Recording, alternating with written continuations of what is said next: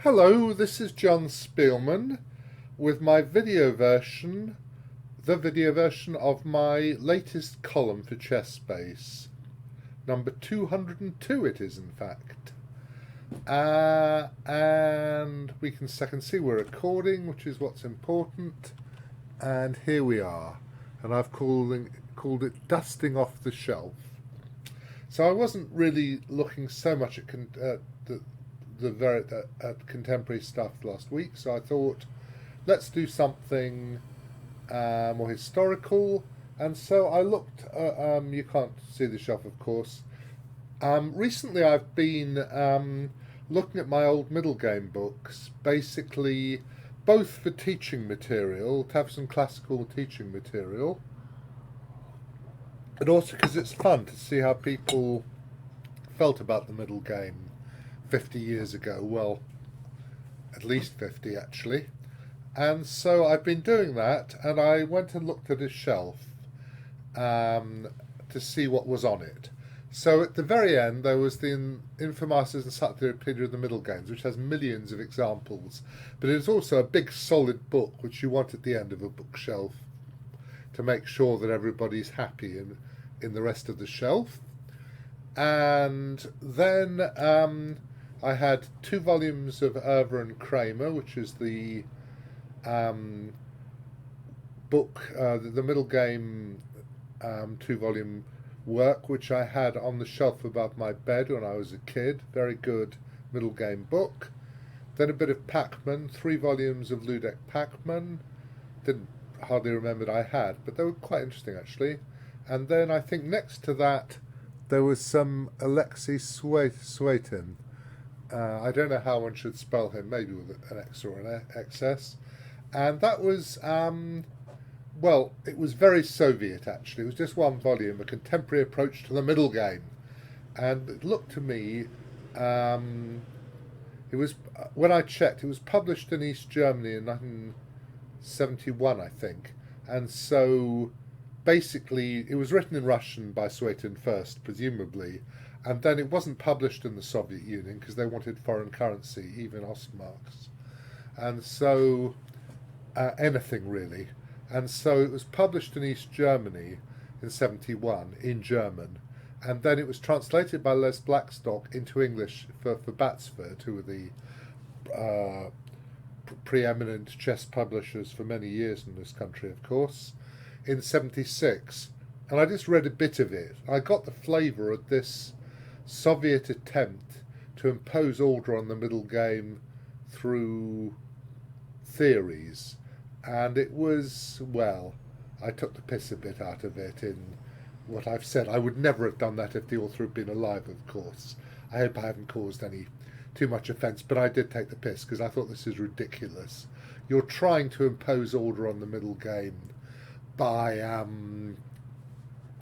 saying all these long combinations of words.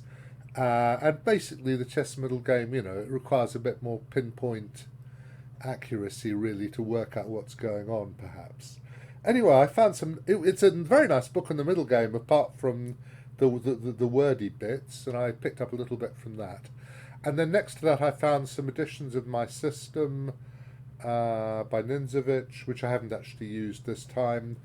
One was in Russian, 2 different editions. One was the Bell one, I think. Bell was one of the main chess publishers in this country. Doesn't exist anymore, I think, in the 60s, 70s.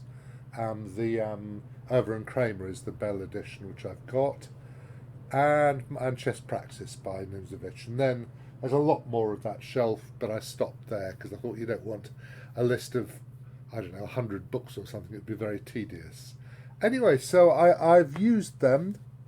I got some examples from each of them, and then I annotated them in ChessSpace.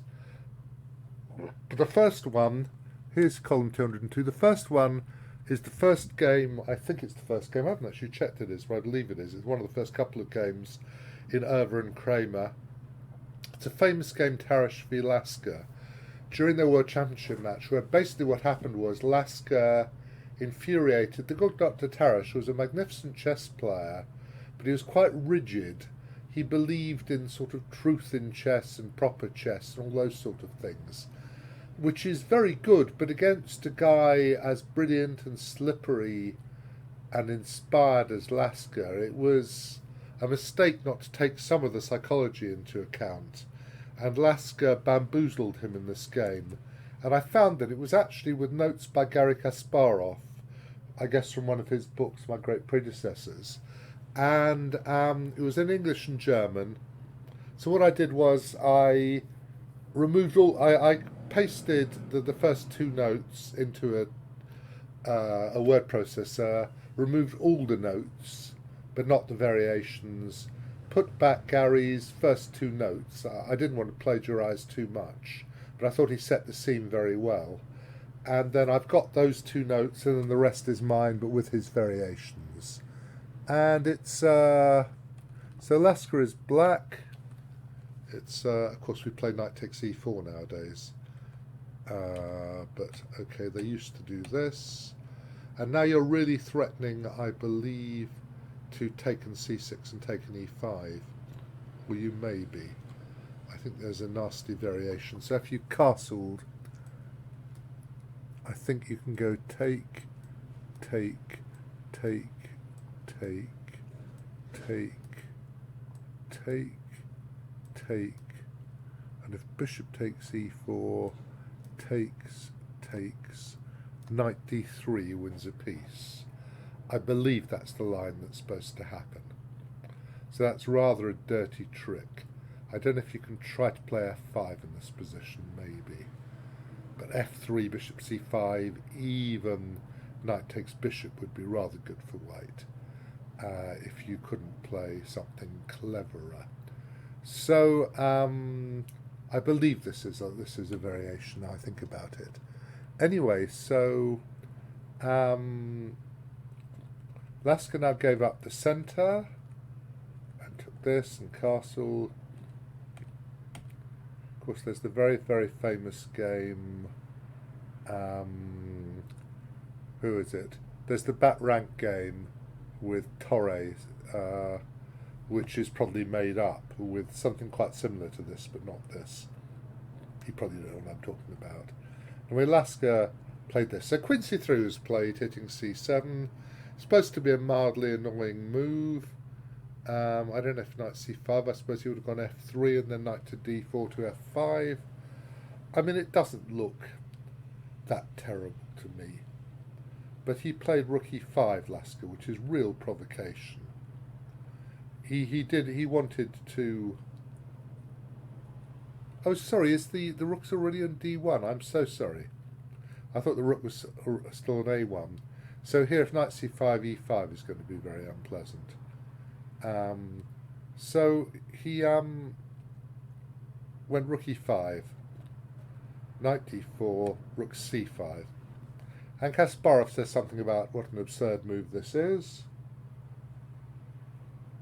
And it's just basically winding Tarrasch up. It's also, he thought he could get away with it. He played knight to there, f4. And at this point, the rook has gone more or less past the point of no return.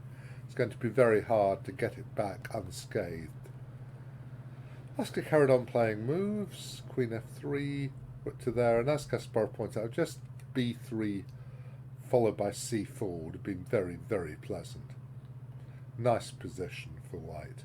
But he went c3, a5, fighting for the queen side, b3, I think that's still okay, a4, and now he went b4, and I think that Kasparov gives rather a nice line, c6, knight f5, d5, and now the queen f2 hitting the rook, knight d7. So you're threatened to do things, but the brilliant move g4 basically messes black up a great deal. And here black has a clear advantage, apparently, which is not a big surprise. Because, you know, there's too much going on. You can get away with so much, and then you get kicked in the teeth. So that's quite a clever line. But Tarrasch played... He's not played to his proper strength, I think. b4 was a bad idea. Gives the rook the c4 square. Here the rook's trapped, but it's also hitting c3, and getting to the rook is going to be incredibly difficult. Played g3 to defend his f4 pawn, rook d8, which is preparing to play c5. And here the position's already unclear, and I think that probably, well, Gary certainly thinks that by now Tarrasch was totally enraged that he hadn't been able to punish Lasker for his hideous play, and he went rook e3, c5, should have a3 was a better move, knight b5, pawn takes pawn. The point of this was to go takes, e5, still punishing black. Brilliant, eh? Unfortunately, it does not work at all. It just doesn't work. And what happened is the hideous rook takes f4. Pawn takes. Do we have any more variations? Queen e2, rook f1 check, king to there, queen f2 check. Take, rook d2, the winning advantage. Or there's some other ones as well. Sorry, rook takes f4, I've lost this. There's also queen f4, queen takes, rook d1 is ridiculous. And there is ef6, rook f3, rook to the 8th check, king to there, knight takes rook, pawn takes pawn. And I had a hallucination at one point that the white was defending here because he could play knight f8 check, but since the knight isn't d6, it ain't allowed. And basically this should be winning for black. So after rook f4 he actually took with a pawn, check, king to here, check, king to here, check, back, takes here, a3. And obviously Tarrasch would normally have resigned at this stage, but he must have been so upset at this stage that he carried on playing. He went e6, check here, a2, and he still kept going. And here he did finally resign. So he must have been, so a very fine psychological effort really. More to do with psychology than, but psychology is very important in chess. You know, winding the opponent up is one of the things that you do when you can't find better ways to do things. Certainly I do a lot of it, and you know, it's an effective thing. Right, this is just a couple more things from Euwe and Kramer. Look away if you don't want to see. It's just a white to play and win. Euwe and Kramer has some nice things. I like the fact. Sorry, I'm still faffing. Here we go. White to play and win. It has this section on the kingside attacks, and he says, it's obviously in Dutch originally, he says, explosion on king's rook 7, which is h7 or h2, as people who are older will know. Explosion on king's knight 7, which is g7 or g2. Explosion on king's bishop 7, f7 or f2, and so on and so forth. So much explosions, lots of explosions. This one, actually, the engine likes queen h4, h5, knight e4 even more than what was played. But of course he put knight h7, take. If you don't take, your position's ridiculous, of course. Check here. If he goes king g8, queen g6 is immediately mate, and queen h4, which is the critical move. Forces pawn takes rook, check here, check here, check here. King h8 doesn't help. Rook to there, f5, queen h6 check. So you went king h7, rook e4, and mate follows. Quite a nice little combination. Then a very famous combination, no, a couple more. Teichmann Schlechter. So it's quite a famous combination. Look away again if you want to try to solve this. I'll tell you when I finally managed to get the replay training up. I have got it up. Now, white to play and win. So this is quite a nice, this is a very famous one. It's also in Suetin's book, actually. I don't know if it's in Pachman, I haven't looked very carefully. And Okay, black's almost defending, but white's got a lot of boys attacking, and he goes bishop f7, takes knight to there, check. And probably you should try king f6, but it's going to be very bad. Take here. If I think king e6 takes check, king f7, knight g5 check or something. Knight checks here, queen g4, and basically you're winning pretty easily. You're only one piece down and you're slaughtering the guy in all sorts of unfortunate ways. So, g6, and knight g7 is the simplest move. Just do this and play f4. And you're going to win after a while, aren't you? I mean, you're going to be attacking with all guns blazing. And black doesn't even have a material advantage. But actually, in fact, the engine says that knight e3 is even better. Apparently, I don't quite know why. I don't. Presumably, bishop c8, you go queen h4 or something. So knight e3 is apparently even better, according to my lord and master Stockfish. But he went king g8,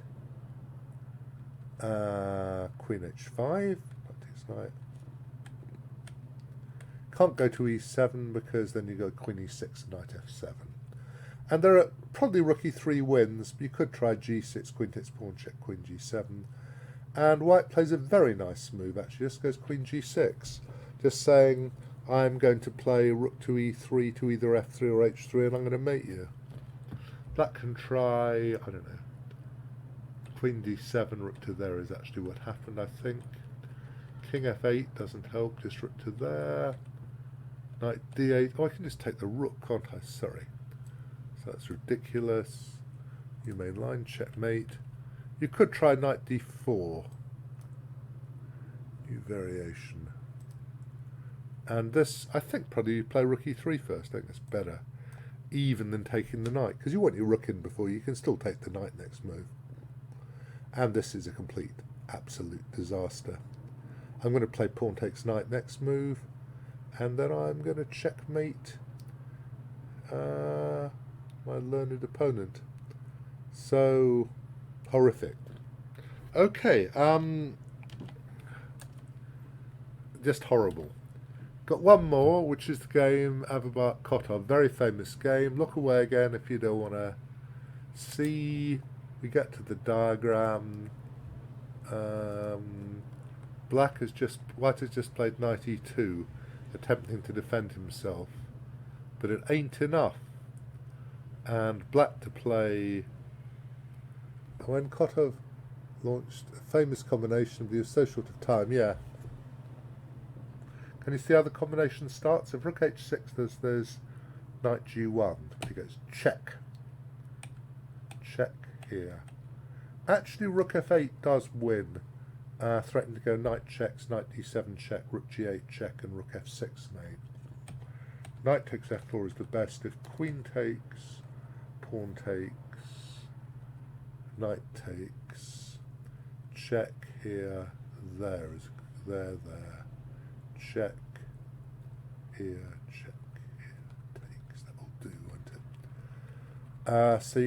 So in fact you go knight takes, check here, check, king takes rook, gets mated after bishop f8, rook g7, rook takes rook and mate next move by double check. So king to there, knight g4, it's glam, the only move, and knight h5, double rooks, threatening rook f8 mate, queen g5, cheery little move, bishop takes, king takes, check, and you just play rook takes rook at the end. And obviously you are winning. I don't know if you go bishop there, check, or maybe you just go bishop sort of d8, maybe that's better. Anyway, you're winning. Now bishop f4 is probably best. King h3, rook takes rook, takes, bishop e1, any sensible move, and wins. So, that was possible. But what actually happened was that he started giving and went there. Rook f5 is the only move to stop mate. Well done. And now poor Kotov was so short of time that he realised that in order to avoid a threefold repetition, he better take on d5. which is the last thing he wanted to do because he doesn't want to open the white queen up. And eventually he gets to there and he goes bishop takes rook. If you don't take, well, it's going to be lost anyway. Definitely going to be lost.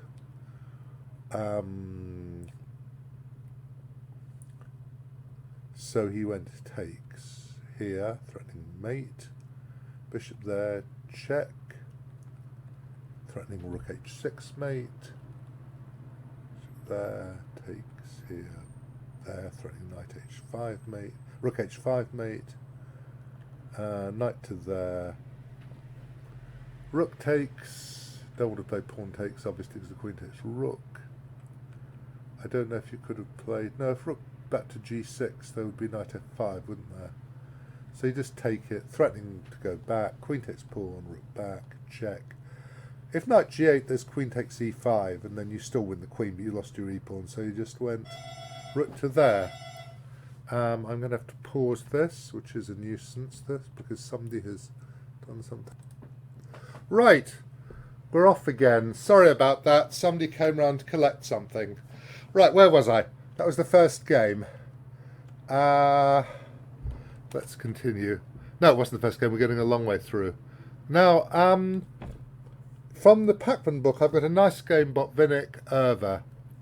And it's nice having these classical games, which I enjoyed very much, actually. It's from the 1948 World Championship match, which, of course, after Alexei died, I think in 46, wasn't it? It was 46 in Lisbon. Then there was an interregnum of the World Championship. FIDE, which was then not the governing body, managed to get the right to hold the World Championship. They held it in The Hague and Moscow, and Botvinnik won, of course, and became world champion for most of the next decade and a bit. So, yeah, they always used to go bishop d3. Nowadays, queen c2 is perhaps more common, yeah. Bishop b4, of course, takes, and b5 is the main line of the Meran, and also there's bishop d6 at once. Yeah, you can castle. Now you can take. It's not very appealing. You can also go there, and there's a funny line which people sometimes play when they're trying to draw, which is this. This is my note. And it's claimed that because white has played a3, this is basically equal. Whether that's true, I don't know. I think that it's probably less true than people think, according to the great engine itself. Because if you can play b3, obviously your queenside pawns are more intact. You've got more of an extra pawn. But okay, that's nothing to do with what happened in this game. I know I've seen people saying this is a way for people to draw against stronger players by getting this very tedious opposite bishop position. Right, so he takes. Queen e7's a bit odd, actually. Bishop d2. If he goes castles, there's immediately a threat of knight takes d5 to win a pawn.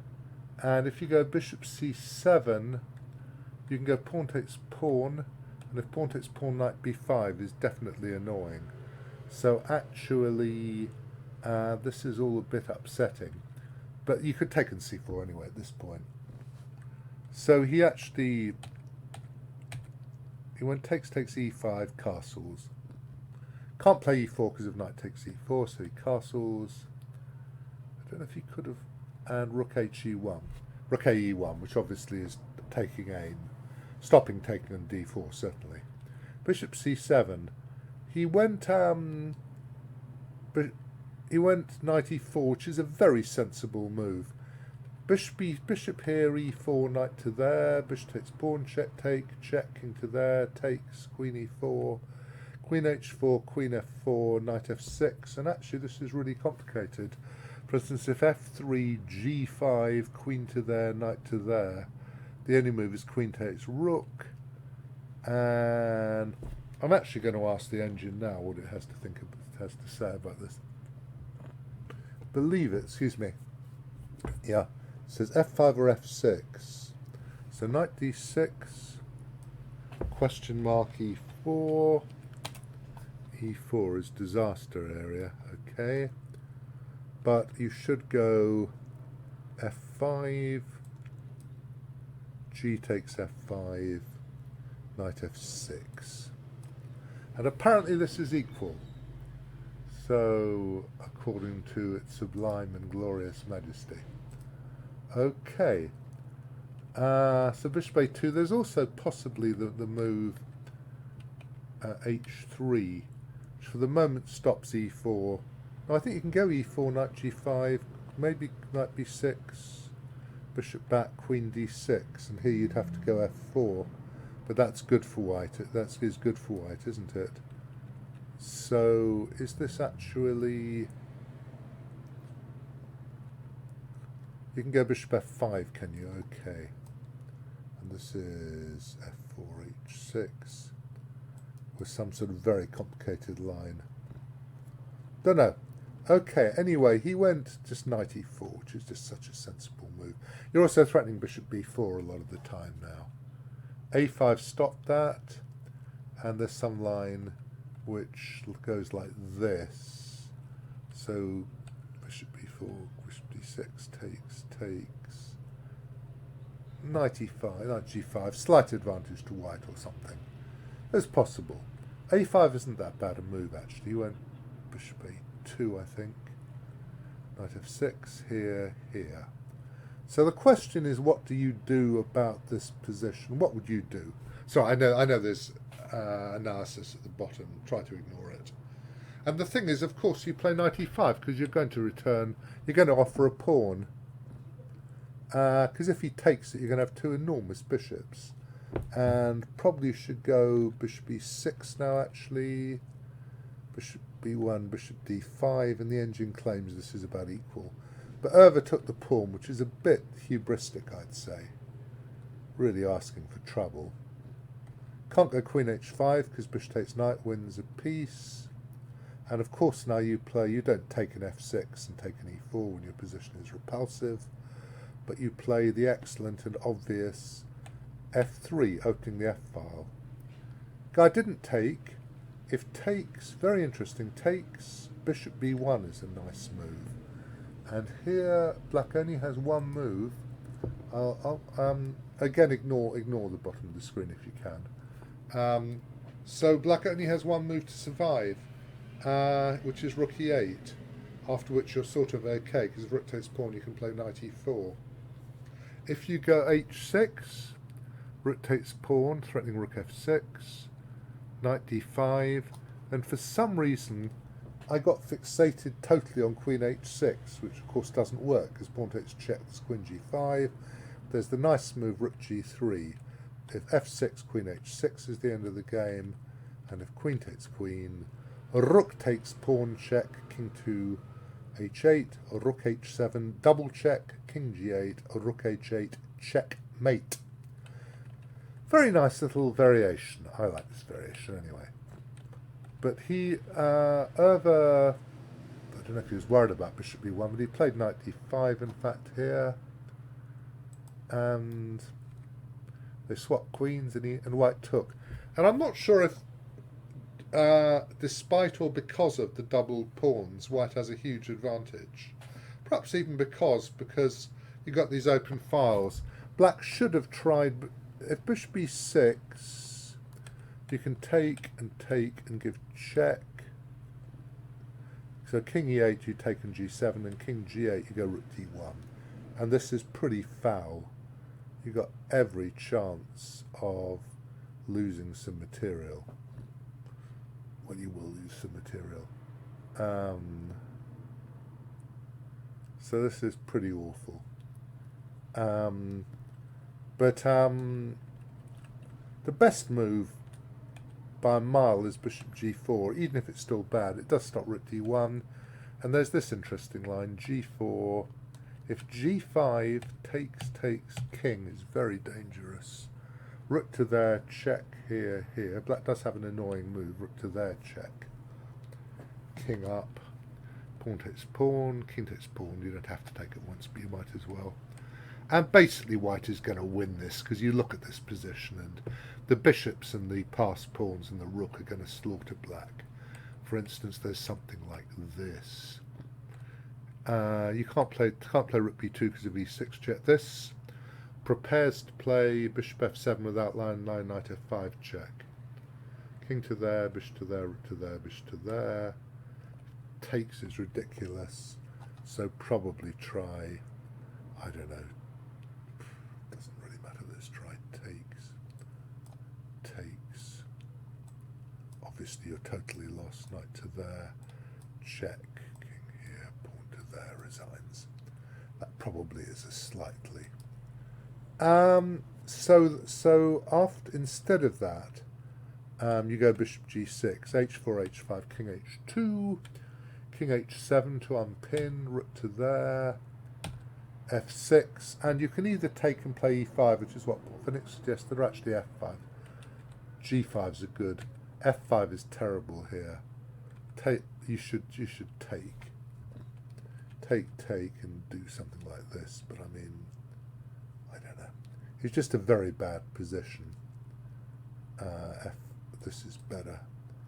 And basically, you've got too much play. I mean, black can try to defend, but obviously you never move the rook from f4. You've got all these threats, and something awful is going to happen in a little while. Sort of believe it, don't you? Or I believe it anyway. So that was his best chance was bishop g4, but he played a b6, which is a bad move. And after rook d1, there's already a threat of rook takes f7. So you're at knight g6, rook d6, bishop a6, rook f2. Knight g6 wasn't a great move. Bishop b5, e5, and it's just, you can't defend this position. It's completely ridiculous. Knight e7 he tried, e4 to stop the knight blocking, c5, completely desperate. I suppose he wants to try to do something, I don't know, with c4 or something. e6 first, and now he just won. It's unsurprising there's a win. Obviously he'd be winning whatever you did, but he actually has takes, check here. And the best is bishop d5. And now he resigned, because after rook... See, my first thought was just bishop takes knight, rook takes pawn, bishop d5 check, and bishop takes pawn, which obviously completely wins, but bishop takes pawn equals queen is even better, because now you're going to have bishop d5, and you are going to win one of the rooks for the bishop. It's a very nice game by Botvinnik, though Euwe wasn't as hardly in sparkling form. Then I took a couple of games from Pachman. I haven't annotated them very heavily. This is some sort of Grunfeld. I was going to use a famous game. What was it? Grunfeld. Was it Grunfeld Alekine or something? But who was it? Sorry, it says in here. I was going to do Grunfeld v Alekine, yeah. But that was also annotated by Gary, and I thought, for heaven's sake, let's be a bit more reasonable. Obviously, you can't play pawn takes knight because of bishop c3 check.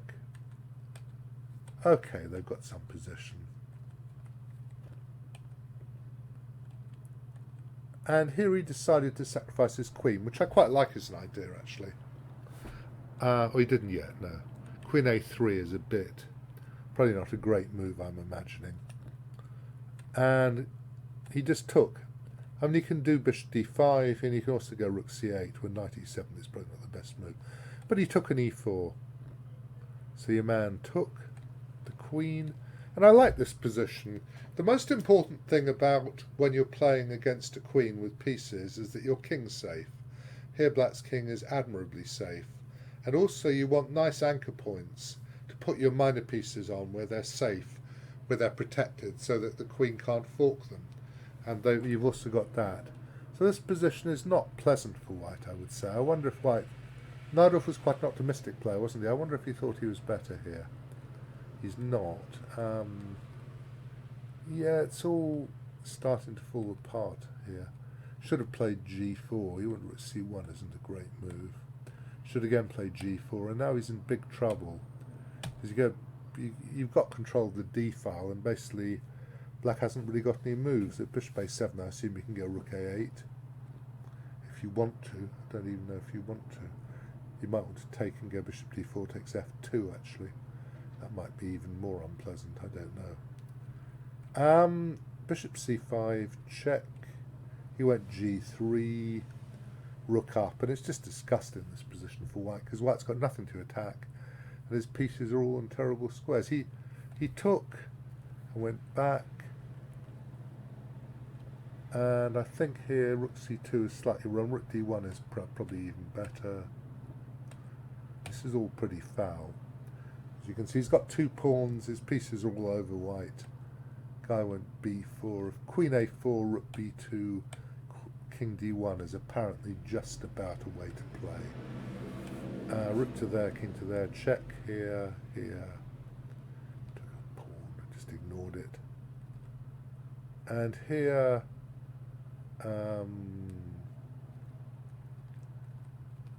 he resigned, knight off. I assume what happened is that they adjourned here, and that when he looked at it at adjournment, of course they used to adjourn games, it was just completely lost. I've given some lines. Takes, I don't know. It's not really worth looking at, is it? You just look at this position, and you know white's got no play. Has he got bishop c5 here? Is that causing a little bit of trouble? Am I being a little bit... No, there's a threat of bishop g5 checkmate, isn't there? That is checkmate, isn't it? Yeah, it is. So that's gonna force white to do something pretty foul. I think I've given some other lines. Yeah, okay. Right. That was one of the games. This was from the chapter on the initiative. Another game, initiative game, which I liked, by Rudolf Speelman, who was a hacker, of course. And your man played e5, which is not a good move. I don't know. It's the move you'd like to play. It just happens not to work particularly well. So I don't know what you'd say about it. I mean, would you disapprove because it's a bad move, or would you say, well, this is fun? And he took and played d4. And obviously this is tremendously dangerous. What you should do now actually is to take and just to run for your life. And this is okay, apparently. Nothing is really happening here. Very serious. I don't know if he goes queen takes d4 at once. Let's ask Its Majesty. I know it isn't supposed to work. You can see it shouldn't be working really. Knight e2, he says. That's a very sensible move, isn't it? Okay, I mean, you know, this would have been queen e5, bishop c3, and you're sort of okay. I mean, yeah, black has a little bit of play for a piece, but clearly not enough with best play. Still, there's plenty of chances. I mean, I don't know if you play. Anyway, you went knight d1, bishop e5, e4, bishop takes e4. Don't want to go check because of knight f2, that would be a mistake. And here you've got 2 pawns for a piece, the initiative, the white king's in the centre. I mean, I'd rather be black. It just doesn't look like a position you can really play very well. Bishop c4, bishop g2, rook to there, bishop to there, king d1 is given as playable by my learned friend. Okay, and eventually something very bad happened. And here, king f1 is really not a good move. Queen e3, bishop takes g2. Okay, queen h4, check, queen to there, takes here. And I mean, even this position, you've got. Well, you've just got enough material, really, haven't you? It's just going to be a fight. Certainly not going to be a clear fight. I think the engine is equal now. What happened, though, was that some terrible accident occurred. Okay, now this is horrific. Rook e4 is inaccurate, yeah. I'm going to put a diagram here, actually, because rook e5 is correct. Because here you can play rook c1, but of course, I mean, he's not going to find the best moves most of the time. So this happened, and something awful happened in a moment. Rook takes check, check, check, check takes. Okay, who And he resigned round about here, I assume. So nice game. Last little thing, a little thing from Pachman, which went, it's just a game by Averbach, and I'll go to the relevant position. It's here.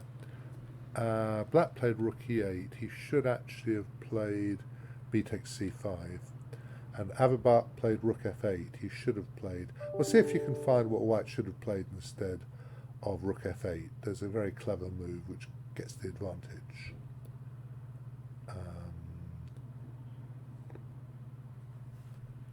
Well, yeah, the right move is rook d7, which is very clever. That's apparently good for white, but he played rook f8, and that allowed this very dirty trick. Presumably he thought queen g2 wasn't working for some reason. Why would queen g2 and knight f3 not work? Because you take it, of course, and then you're mating again, but rook to there check caused a major incident, and he resigned because if rook takes rook, rook takes queen, and if bishop takes rook, it is checkmate in 2 moves. So a nice little interference there, very clever little interference. So there we are. So this is some examples from my bookshelf. I hope you've enjoyed them. I'm sorry about the small interruption in the middle. And I will be back on the 1st of October. Cheers.